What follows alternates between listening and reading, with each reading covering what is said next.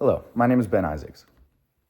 Restorative justice to me is dismantling the societal barriers that block people from the proper resources, education, and sort of an explanation for why they are in the point in their life that they are right now, which plays entirely into group work settings. It allows for group work leaders to take a look into their members and understand that they're not just drug addicts, they're not just prisoners. There are societal reasons and barriers that bring them to where they are.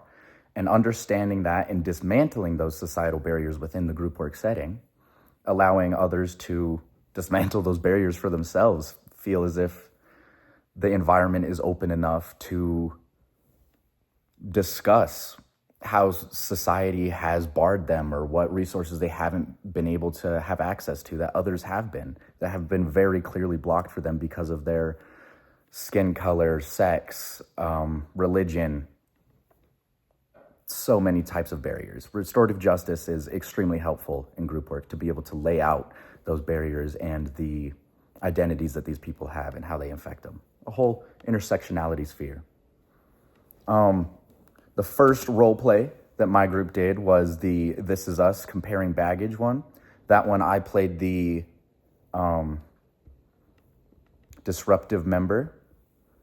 That one was definitely a more confusing role play because it was a lot of different members, a lot of moving pieces compared to the other role plays, at least to me.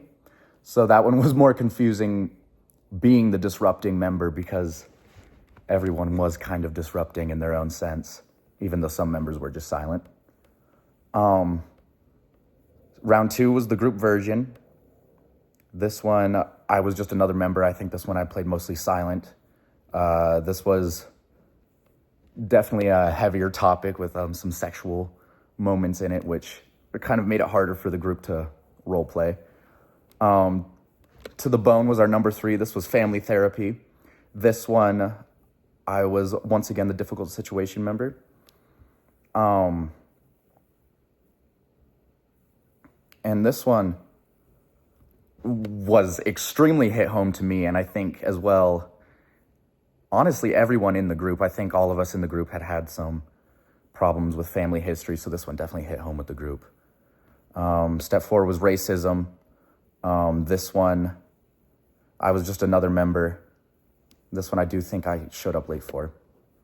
And then speed round number five was Mad Men. This was touching on sexism, which was definitely a heavy topic. I know that Sabrina and Emma and Izzy had a really fun time being sexist to me and Sanjay. So that was a fun time to be able to play around with that one.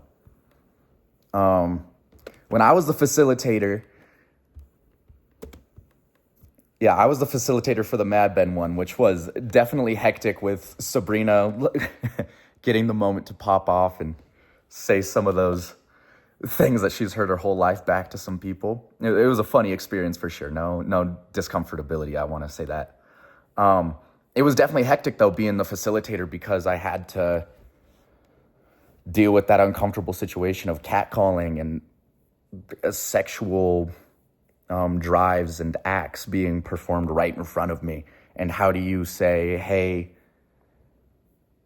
let's not do that without putting too much of an emphasis on disrupting what the meeting was? Because it was a business environment within our role play. It wasn't necessarily a group work, social work environment. So I was trying my best to keep this is business, let's try and get the business done, while also making it very clear that, hey, this isn't okay. You can't treat people like that. You can't be catcalling.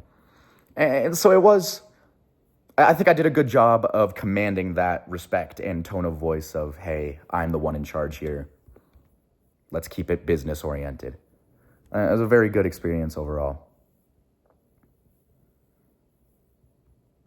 When I was a difficult situation member, I definitely had a fun time doing this one. This was for the This Is Us role play, our first one that I'm remembering mostly. That one I played Kevin. I threw on quite a southern accent for that one. It was a lot of fun.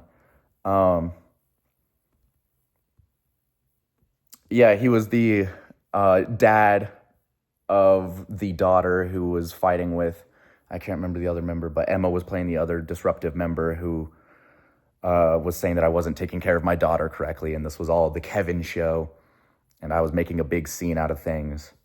And it kind of devolved into us just arguing with each other. And Sabrina was the facilitator during that role play, and she did a good job of breaking in and saying, hey, like, let's remember why we're here.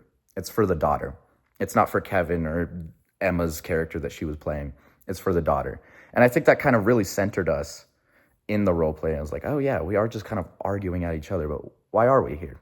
So I really liked that experience. Sabrina did a good job with that one. Group dynamics. Yeah, I would say that it was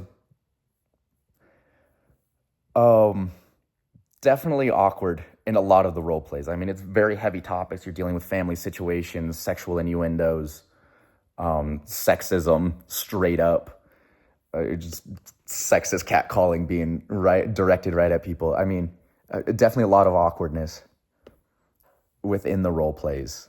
However, I think we handled it quite well. I think we were able to laugh it off very easily. And we did have in-depth conversations before the role play of like, hey, this is how we're going to kind of do it. Or like when I was the difficult situation member, I kind of laid out like, hey, I'm going to be kind of mean to your character, Emma. I want to make that clear that it's not directed at you. This is for the character. And we made sure like, hey, if we're going overboard, like not necessarily a safe word, but like, hey, we can say, hey, let's stop. Which it never got to that point, which I'm very happy about. It was very well done. I think restorative justice definitely transformed how we handled that. I already spoke earlier about how Sabrina came in and said, hey, remember why we're here. Also, in that same role play, we had some moments of the other two members even coming in and saying, hey, I understand why you two are mad. I understand why Kevin is kind of mad and why he's been through what he's been through, which was the character I was playing. I think that was really cool. Like, the whole group kind of came together to be like, hey, okay. Like, we are a family. The same thing happened in our Bones role play as well, where it was like, hey, we are a family. Let's remember why we're here. And that one I think was more drug-oriented. But, yeah, in all of our groups, it kind of circled back around to let's all focus in. Like, we're getting distracted. Like, clearly this is getting heated. And I think the facilitator definitely did a good job on that each round of bringing people back in and keeping that social work mindset and view of what is happening, that restorative justice view of what is happening. Yeah, I think the main thing that I learned from this is exactly what I was just talking about, is allowing the group members to be themselves and find the restorative justice for themselves. I think that's the main part of restorative justice, is it's dismantling those barriers and giving them the resources and the opportunities to do that themselves, something that they haven't had before. So it's a very powerful moment, and I think we got to witness that even in our role plays, which is definitely a learning experience. I think the main step I'll take forward in restorative justice is knowing that I don't know all at all and allowing people to take that pedestal for themselves. Just knowing that I am the one to grant that pedestal, not the pedestal itself. Yeah, that was our role plays.